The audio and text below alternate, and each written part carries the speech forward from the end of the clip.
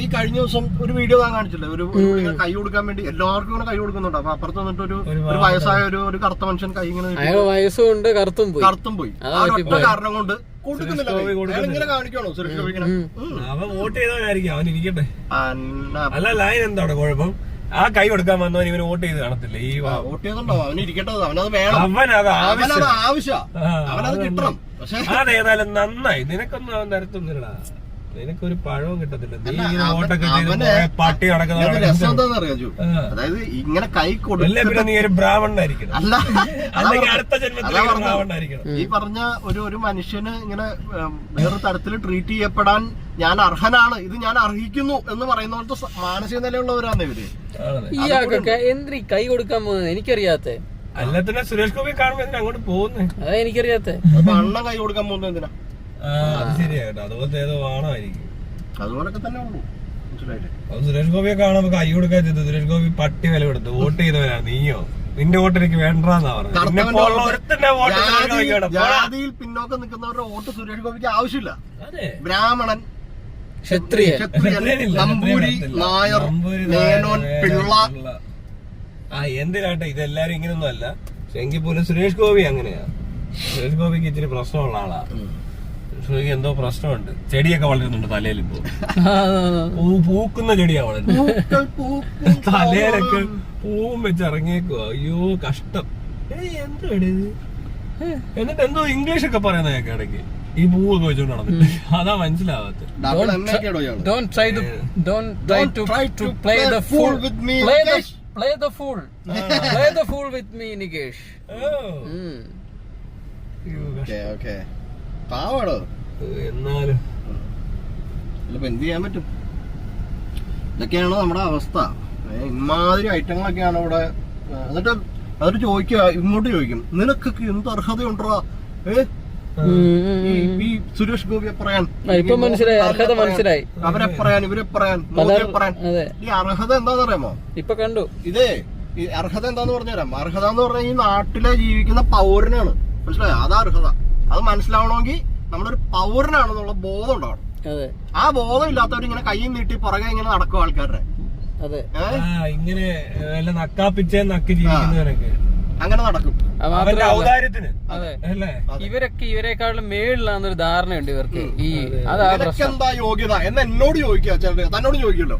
അല്ല, ഈ പറയുന്ന ആൾക്ക് യോഗ്യത ഇല്ലാത്തോണ്ടാണോ അയാൾ അങ്ങനെ ചോദിക്കുന്നത്? അവന് യോഗ്യത, അവന് യാതൊരു യോഗ്യത ഇല്ലെന്നുള്ള അവൻ സ്വയം കുത്തി മരിച്ചവൻ അപ്പൊ തന്നെ ആ ചോദ്യം ചോദിക്കുമ്പോ തന്നെ. അതുകൊണ്ട് നമ്മോട് ചോദിക്കും, നിനക്കെന്താ യോഗ്യത? എനിക്ക് യോഗ്യത ഇല്ലെന്ന് എനിക്കറിയാലോ. ഞാൻ വിധേയനായിട്ട് നിൽക്കണില്ല, പിന്നെ നിനക്ക് നിന്നാ കുഴപ്പമെന്ന് ചോദിക്കുന്ന ഒരു മനുഷ്യൻ. ആ ചോദ്യം ഭയങ്കര കഷ്ടം. ഞാൻ അടിമയുള്ള, പിന്നെ നിനക്കെന്താ കുഴപ്പം? എന്റെ മുതലാളി എന്നത്തല്ലോ, ഇനി നിനക്കെന്താന്ന് എന്നുള്ള പരിപാടി അത് അത്രേ ഉള്ളൂ. ശരിയാണ്, അതാണ് അവന്റെ ഗതികേട്. അവൻ വന്ന് നമ്മോട് പറയാം, നിനക്കൊക്കെ എന്ത് യോഗ്യതയാടാ ആ മഹാമനുഷ്യനെ പറയാന്ന്. നീ എന്നാ അടുത്തങ്ങ് തിന്നു പോയി. ജ്ഞാനിയായ മനുഷ്യൻ, ജ്ഞാനിയാണ്. അയ്യോ പട്ടികൾ ഇതുപോലത്തെ ഇങ്ങനെയുണ്ട് പട്ടികള്. നടക്കും അവന്റെ ഒക്കെ പോയ. ഇതൊന്നും ഒരു അങ്ങനെ ആക്കേണ്ട കാര്യമൊന്നും ഇല്ല. പിന്നെന്തോ ജനപ്രതിനിധിയെ ചോദ്യം ചെയ്യാനുള്ള റൈറ്റുള്ള സ്ഥലമാണത് ഇവിടെ. ഇത് ജനാധിപത്യ ഇന്ത്യയാണ്. ഇവിടെ ചോദിക്കും, അത് ചോദിക്കാനുള്ള സംവിധാനമാണ്. ഇന്ത്യയുമല്ല, ഇത് കേരളമാണ്. അതും കൂടി മനസ്സിലാക്കിക്കോ. വെറുതെ എന്തെങ്കിലുമൊക്കെ വിളിച്ച് പറയരുത്. പിന്നില്ല. കഴിഞ്ഞ ദിവസം മൈത്രൻ എന്ന് പറഞ്ഞ കേട്ടില്ലേ, ഇവരെയൊക്കെ നമ്മൾ ഏർപ്പാടാക്കിയിരിക്കുന്ന ആളുകളാണ്. അതെ, അവരെ നമ്മൾ ജോലിക്ക് വിട്ടേക്കുക. ശമ്പളം വരെ കൊടുക്കുന്നുണ്ട്, അറിയോ? എന്നിട്ട് കാണുമ്പോ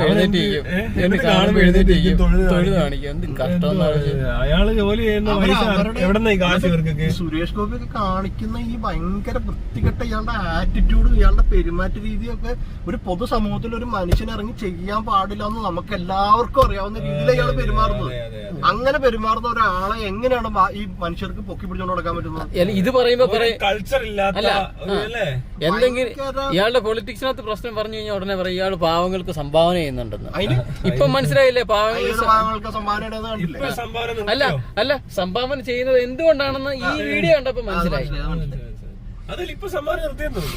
ഇലക്ഷനൊക്കെ ജയിച്ച പിന്നെ വലിയ സംഭാവന അല്ലെങ്കിൽ ഭയങ്കര സംഭാവന എല്ലാരും വിഷു കൈനീട്ട് കൊടുക്കലും കാലൊട്ട് വണങ്ങലും എന്തൊക്കെയാണ് ഇവര് അവതരിപ്പിച്ചത്. എന്തേലും ആട്ടെ, ഇവന്മാര് എന്തേലൊക്കെ ചെയ്ത് ഇയാളെ ജയിപ്പിച്ച് കാണും. അതിന്റെ നഷ്ടം ഈ നാട്ടിലുള്ള മുഴുവൻ ആൾക്കാരും നല്ലപോലെ അനുഭവിക്കുന്നുണ്ടാവും. അതുകൊണ്ട് മനസ്സിലായോ? അല്ല എന്ത് കാര്യം ഉണ്ടാക്കാനാ ഇയാള് പോയിട്ട്. എന്നിട്ട് മറ്റേ ഇവിടെ യുദ്ധം നടന്നു കഴിഞ്ഞപ്പോഴേ യുദ്ധം ജയിച്ചു എന്നും പറഞ്ഞു സുരേഷ് ഗോപിയും ടീമുകളും തൃശ്ശൂർ ഇറങ്ങിയേക്കാണ്. പ്രകടനമൊക്കെ നടത്തി ഇവര് യുദ്ധം ജയിച്ചു എന്ന് പറഞ്ഞ തൃശ്ശൂര്. നാണോ ഉണ്ടെങ്കിൽ വേറെ കാര്യമുണ്ട്. അഫ്രീദി അവിടെ നടത്തി യുദ്ധം ജയിച്ചു. മറ്റേ പാകിസ്ഥാനിൽ അവര് ജയിച്ചു. ഗൾഫിലൊക്കെ സ്വീറ്റ്സ് വിതരണം ചെയ്തെന്ന്.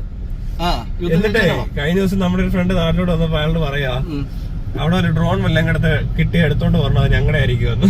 പാകിസ്ഥാനികള് ഞങ്ങളുടെ സാധനം ആയിരിക്കും എന്നൊക്കെ പറഞ്ഞ അവിടെയൊക്കെ ആൾക്കാർ ചുമ്മാ സംസാരിച്ച് നടക്കുന്നു. ഇവിടെ കിടന്ന് അടിയോടടി.